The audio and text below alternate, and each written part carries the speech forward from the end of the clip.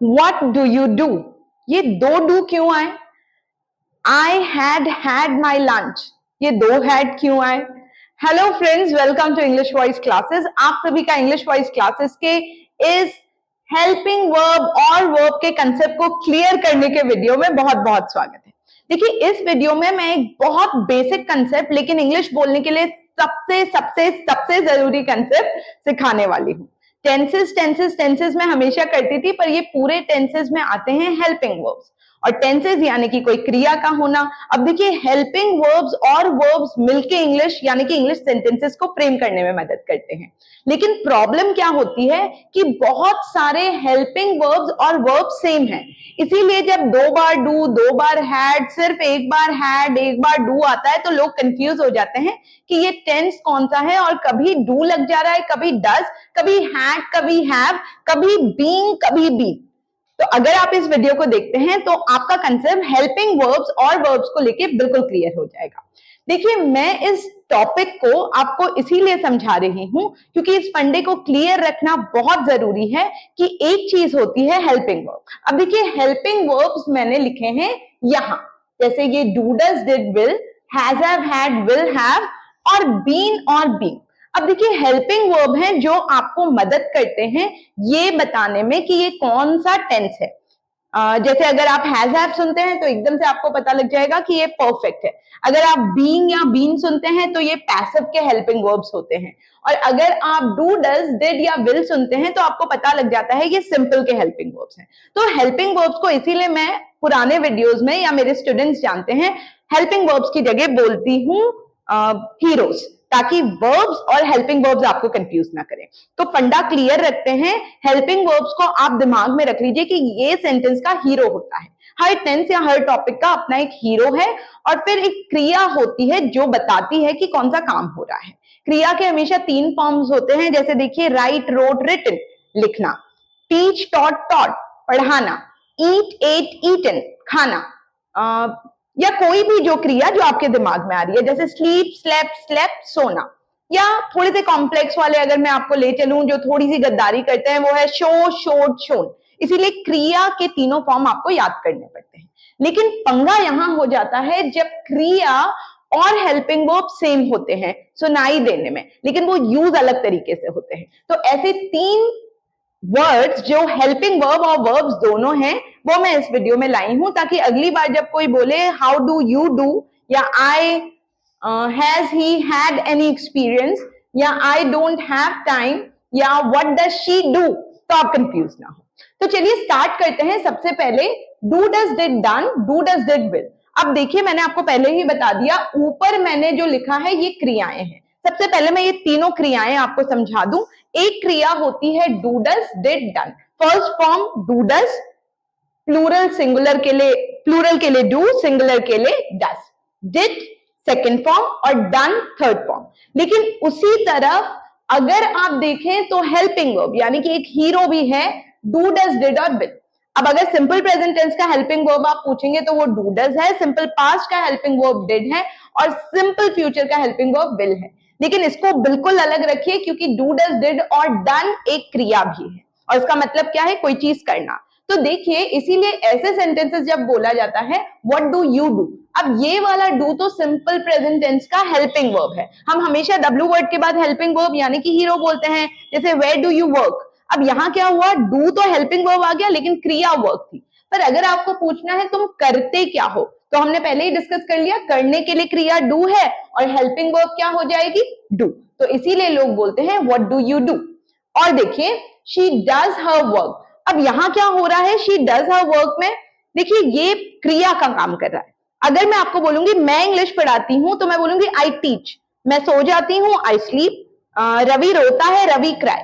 तो अगर हम सब्जेक्ट के बाद सीधे वर्ब का फर्स्ट फॉर्म बोलते हैं तो ये हेल्पिंग वर्ब क्यों बोला जा रहा है, ये हेल्पिंग वर्ब नहीं, ये क्रिया का फर्स्ट फॉर्म ही है, क्योंकि आप बोल रहे हैं शी डज हर वर्क, वो अपना काम करती है। तो याद रखिए, हेल्पिंग वर्ब और वर्ब को बिल्कुल अलग समझिए। डू, डज, डिड, डन क्रिया है, डू, डज, डिड और will simple present, simple past, simple future का हेल्पिंग वर्ब है। अब देखिए, व्हाट डज शी डू, अब आ गया ना, व्हाट डज शी डू।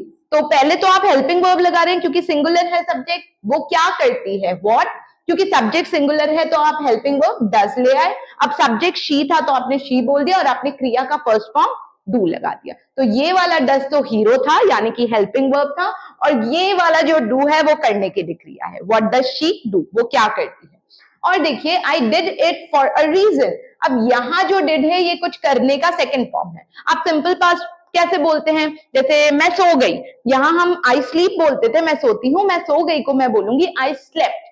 पर मैम यहां तो आपने हीरो बोल दिया, हीरो नहीं है ये है कुछ करने का सेकंड फॉर्म। तो जब आप बोल रहे हैं मैंने ये एक रीजन से किया, यहां मैंने डू का सेकंड फॉर्म यानी कि वर्ब का सेकंड फॉर्म यूज किया है did. I did it for a reason. लेकिन अगर मुझे क्वेश्चन पूछना हो तो मैं पूछूंगी why did you do this. अब देखिए डिड लगते ही हेल्पिंग वर्ब, डिड लगते ही वर्ब का फर्स्ट फॉर्म। ये कंफ्यूजिंग इसीलिए है, मैं ये वीडियो इसीलिए बना रही हूं क्योंकि डू डज डिड डन एक क्रिया है कुछ करना, जबकि सिंपल प्रेजेंट टेंस का helping verb do does, simple past का डिड और सिंपल फ्यूचर का विल है।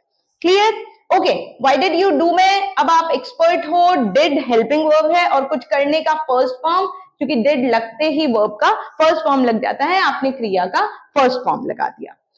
Does it do what you expect, अब देखिए क्या वाला क्वेश्चन पूछ रही हूं मैं, क्या ये वो करता है जो तुमने आशा की। डज इट डू, अब ये डज इट सिंगुलर था तो मेरा हेल्पिंग वर्ब डज हो गया, लेकिन क्रिया क्या है, करना। अब करने के लिए मेरा वर्ब क्या है, do. Does it do what you expect, जो तुम आशा करते हो क्या ये करता है। तो आई होप आज के बाद दिमाग में बिल्कुल क्लियर रहेगा कि ठीक है मैम, सिंपल प्रेजेंट टेंस का helping verb do does, simple past का हेल्पिंग वर्ब डिड और सिंपल फ्यूचर का विल। जबकि कुछ करने के लिए एक क्रिया भी है जिसका first form do does, second form did, लेकिन थर्ड फॉर्म डन होता है। तो जहां जहां आप थर्ड फॉर्म यूज करेंगे करने के लिए आप डन यूज करेंगे, ना कि विल, क्योंकि ये तो सिंपल फ्यूचर का हेल्पिंग वर्ब है। अब देखिए ऐसा ही एक और है, हैज हैव हैड हैड, ये क्रिया है, has have had will have. अब मैंने जैसे बोला नीचे वाला हेल्पिंग वर्ब है और ऊपर वाला वर्ब है। अब हैज हैव हैड हैड, ये दो को देख के कंफ्यूज मत होइए, डू प्लूरल के लिए, डज सिंगुलर के लिए, क्रिया में भी और हेल्पिंग वर्ब में भी। वैसे ही हैज सिंगुलर के लिए, एस जिसमें है, और हैव प्लूरल के लिए, सेकेंड फॉर्म हैड और थर्ड फॉर्म हैड। जबकि has have had will have helping verbs हैं परफेक्ट टेंस के। कौन से टेंस के, परफेक्ट के। जैसे ये simple present, simple past, simple future का था, ये प्रेजेंट परफेक्ट, पास्ट परफेक्ट और फ्यूचर परफेक्ट का हेल्पिंग वर्ब है। हेल्पिंग वर्ब आपको बोलना पड़ता है ये सुनाने के लिए कि देखो मैं ये टेंस बोल रहा हूं, लेकिन फिर ये ऊपर वाली क्रिया का क्या मतलब है, जैसे डू, डिड और डन, कुछ करना था। हैज हैव हैड हैड का तीन मतलब होते हैं। हैज हैव हैड हैड का पहला मतलब होता है आपके पास कोई चीज होना, जैसे देखिए आई डोंट हैव टाइम।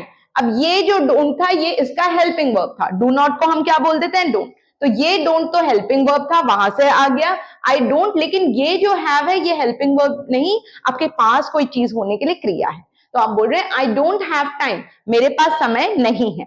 तो पहला यूज क्या है, हैज हैव हैड क्रिया का, आपके पास कोई चीज होना। अगर सिंगुलर होता तो मैं कुछ नहीं करती, ही हैज अ डॉग, उसके पास एक कुत्ता है, he has a dog। अब ये दोनों सिंपल प्रेजेंट टेंस के सेंटेंस थे, यानी कि पॉजिटिव सेंटेंस है, इसीलिए हम कोई हीरो नहीं बोल रहे हैं, हम सीधे वर्ब बोल दे रहे हैं, he has a dog। लेकिन मैंने आपको बताया has have had will have perfect का हीरो यानी कि हेल्पिंग वर्ब भी है, और हैज हैव हैड के अलावा, कुछ होने के अलावा, हैज हैव हैड का मतलब कोई एक्सपीरियंस होना या कुछ चीज को खाने के लिए भी यूज किया जाता है। तो हैज हैव हैड जो क्रिया है उसके तीन मतलब हैं जो आप बिल्कुल क्लियरली याद रखेंगे। पहला मतलब, इसका मतलब होता है कोई एक्सपीरियंस होना, है ना, दर्द होना, कोई भी चीज को जब आप एक्सपीरियंस करते हैं वो वाली क्रिया।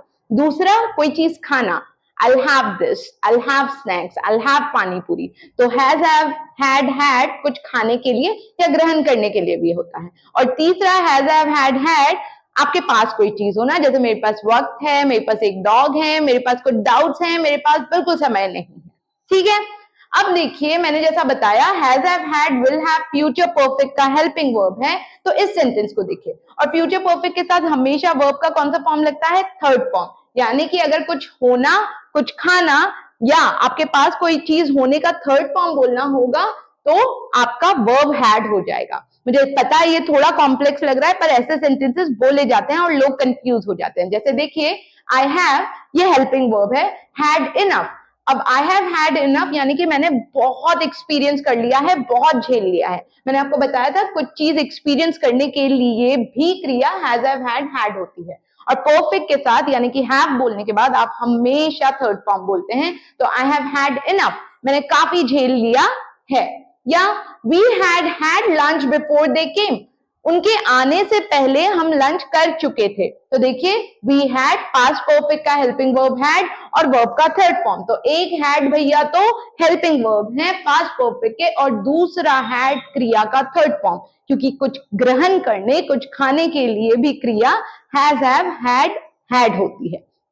अब देखिए, इसके अलावा has he had any experience.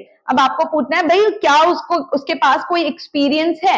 अब ये प्रेजेंट परफेक्ट है क्योंकि आप पूछ रहे हैं क्या कोई एक्सपीरियंस है। अब जब आप इसको फ्रेम करेंगे तो आप हेल्पिंग वर्ब से करेंगे। प्रेजेंट परफेक्ट का हेल्पिंग वर्ब हैज हैव होता है।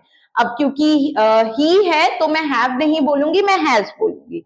हैज ही, अब होने का थर्ड फॉर्म, और होने के लिए क्रिया क्या है, कोई एक्सपीरियंस होने के लिए हैज हैव हैड। अब मुझे वर्ब का कौन सा फॉर्म चाहिए परफेक्ट के साथ, थर्ड फॉर्म। तो इसीलिए मैंने क्या किया, has he had any experience. और बोलने में इसको फ्लो में कैसे बोलेंगे, has he had any experience, has he had. पहला वाला हैज परफेक्ट का हेल्पिंग वर्ब और दूसरा वाला हैड कुछ एक्सपीरियंस होने का third form. Perfect has have had will have के साथ, इन हेल्पिंग वर्ब्स के साथ हमेशा वर्ब का थर्ड फॉर्म। एक एग्जांपल और देखिए, had you had your medicine before I called, क्या तुम अपनी दवाई ले चुके थे मेरे फोन करने से पहले। अब कोई चीज खाना, ग्रहण करने के लिए भी हम क्रिया हैज हैव हैड यूज करते हैं। और ये प्रेजेंट परफेक्ट, सॉरी ये पास्ट परफेक्ट था, क्या तुम दवाई ले चुके थे। तो मैं पास्ट परफेक्ट के हेल्पिंग वर्ब यानी कि हैड से शुरू कर रही हूं, हैड यू। अब मैं क्रिया का थर्ड फॉर्म बोलूंगी। तो कुछ चीज ग्रहण, खाने के लिए हैड भी यूज करते हैं, ईटन भी कर देते हैं, टेकन भी कर देते हैं। पर यहाँ ताकि आप लोगों का कंफ्यूजन क्लियर हो जाए, और कुछ लोग अगर आपके सामने बोले had you had your dinner, आप कंफ्यूज ना हो, वो पास्ट परफेक्ट का हेल्पिंग वर्ब और वर्ब का थर्ड फॉर्म यानी कि खाने या ग्रहण करने के लिए आपको पूछ रहा है। तो ये भी clear, had you had your medicine before I called. I hope ये कंसेप्ट क्लियर हो रहा है, क्योंकि हेल्पिंग वर्ब्स और वर्ब्स बहुत बार सेम होते हैं और लोगों को लगता है ये दो बार डू, दो बार, एक बार डज, एक बार डू, दो बार had have had, has had क्यों आ रहा है। ठीक है, अब लास्ट कंसेप्ट है ये जो लोग बहुत बचते हैं इस बीइंग बीन से। मैंने बहुत सारे वीडियोस बीइंग और बीन के कंसेप्ट को लेके बना रखे हैं। अगर आप मेरे पुराने सब्सक्राइबर हैं तो आई एम श्योर आपने वो वीडियोस देखे हैं, और अगर नहीं देखे हैं तो इस कंसेप्ट को समझ लें, ये आपके डाउट्स को क्लियर कर देगा। देखिए, बी वाज बीन एक क्रिया है, कुछ भी होना, या आपका कहीं होना, आपका एक कैफे में होना, आपका किसी जगह पे होना, आपका देहरादून में होना, किसी भी जगह पे होना, या होना, अच्छा होना, बुरा होना, घमंडी होना, सुंदर होना, कोई भी चीज होना, या आपका कहीं होना, तो ये बेचारा तो क्रिया है। First form be, second form were. अगर प्लूरल होता है तो वर बोल देते हैं। आई होप ये आपको पता है, वर्ज या वर। मैंने यहाँ सिर्फ वर्ज लिखा है, पर कंफ्यूज मत होइएगा। बी वर्ज और थर्ड फॉर्म हो जाता है क्रिया का होना, आपका होना कहीं, या आपका कोई चीज हो जाना, सुंदर हो जाना, दुखी हो जाना, इसके लिए थर्ड फॉर्म है बी। पर देखिए, बीन यानी कि बी में आईएनजी लगते ही एक हेल्पिंग वर्ब बन जाता है, और बीन खुद एक हेल्पिंग वर्ब है। तो क्रिया क्या है, बी वाज बीन, लेकिन हेल्पिंग वर्ब्स क्या है, ये दोनों पैसिव और परफेक्ट कंटिन्यूअस के हेल्पिंग वर्ब हैं। मैं एग्जांपल के साथ आपको बताती हूं, तभी ये चीज क्लियर होगी।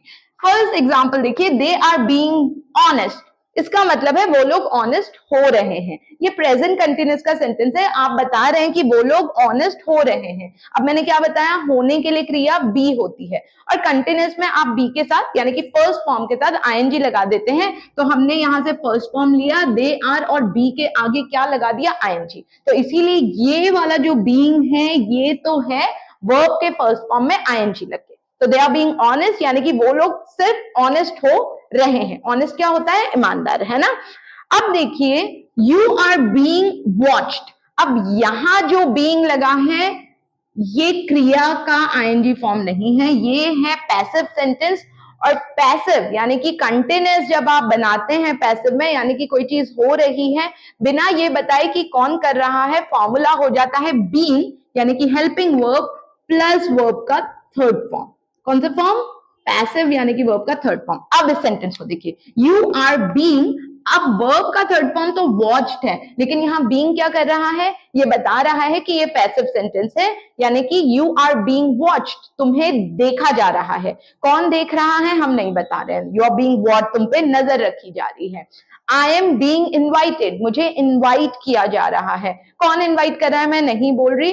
पैसिव के कंटिन्यूअस सेंटेंस में ये बीइंग हेल्पिंग वर्ब यानी कि ये आएगा ही आएगा, और जो क्रिया हो रही है उसका थर्ड फॉर्म आप बाद में बोलेंगे। जैसे यू आर बीइंग फूल्ड, तुम्हें बेवकूफ बनाया जा रहा है। बीइंग आएगा ही आएगा, उसके बाद जो क्रिया हो रही है उसका थर्ड फॉर्म बोल देंगे आप। ठीक है, तो एक बीइंग तो क्रिया का काम कर रहा था, होना, कोई चीज हो रही है, दे आर बीइंग ऑनेस्ट, और दूसरा बीइंग क्या काम कर रहा है, हेल्पिंग वर्ब का, पैसिव का कंटिन्यूअस। ओके मैम, बीइंग का फंडा क्लियर हो गया।